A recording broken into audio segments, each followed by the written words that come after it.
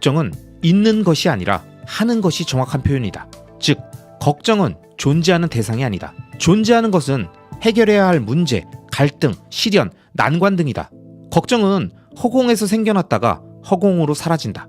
존재하는 대상을 정확히 가리키는 습관을 들이면 걱정이 획기적으로 줄어든다.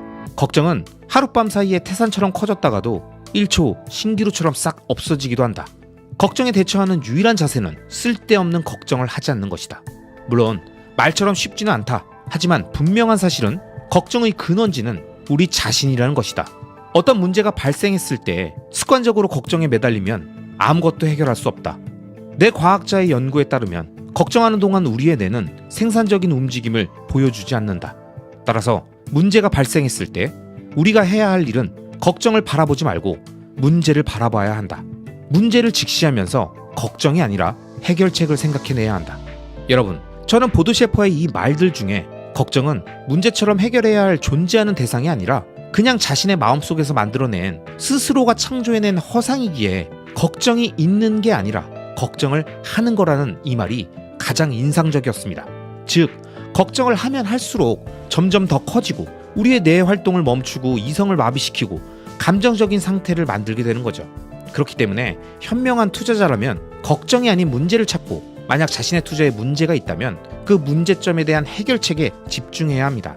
자, 만약 장기적 우상향 구조의 자산에 장기 투자하는 것이 위대한 투자 성과를 줄 것이라는 대전제에 동의하는 사람이라면 현재 자신이 하고 있는 투자 대상이 장기적 우상향 구조가 맞는지 체크하고 그게 맞다면 그 이후부터는 문제가 없기 때문에 걱정을 하지 말아야 합니다. 분명히 머리로 생각했을 때 그 자산의 장기적 우상향 구조에는 문제가 없는데 아무리 그래도 1년이 지났는데 3년이 지났는데 수익이 좋지 않다는 걱정은 존재하지 않는 문제를 스스로 만들어낸 걱정이기 때문에 유일한 해결책은 걱정을 하지 않는 것뿐입니다. 많은 투자자분들이 단골 멘트로 나오는 고민거리는 또 이런 거죠. 차라리 그때 좀 팔 걸 그랬나? 그때가 고점이었던 것 같은데. 이런 멘트들 역시 아무 의미가 없습니다. 어차피 장기 투자를 생각하시는 분들이라면 마켓 타이밍은 그 누구도 2번 연속 예측할 수 없다는 것을 이미 현인들의 이야기를 통해서 잘 알고 계실 테고, 만약 그런 마인드로 장기 투자를 하다가 한번 마켓 타이밍을 맞춰보려고 시도했다면 맞든 틀리든 장기 투자의 루틴과 원칙은 이미 다 깨져버렸기 때문에 다시 되돌리기 어렵다는 걸 잘 아실 겁니다. 그런데도 계속 자신이 할 수 없는 걸 확률적으로 낮은 액션을 못해서 아쉽다면서 후회하고 걱정하는 건 아무런 의미가 없잖아요. 그죠? 이처럼 이 책에서 멘탈의 연금술사는 걱정이 많은 사람들에게 이렇게 얘기합니다. 두려움 때문에 꼼짝도 못하는 상황이더라도 꼭 여유를 먼저 챙기자. 여유.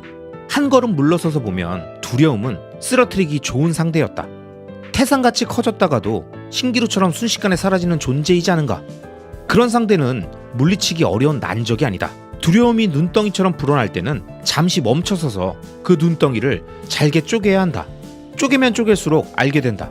눈덩이 속에는 작은 눈송이 말고는 아무것도 들어있지 않다는 것을. 눈덩이처럼 불어난 것은 내가 키운 두려움뿐이라는 것을. 두려움을 종이 위에 떨어뜨리고 하나씩 써내려가면 여유와 빈틈이 생겨난다. 그 빈틈으로 호흡을 가다듬으며 종이 위에 떨어뜨린 두려움을 잘게 쪼개는 연습을 하다 보면 구체적인 해결책을 찾게 되고 일상을 회복하게 되고 자신감과 열정을 얻게 된다. 결국 두려움은 용과 같다. 무시무시해 보이지만 실존하지 않는 용 말이다.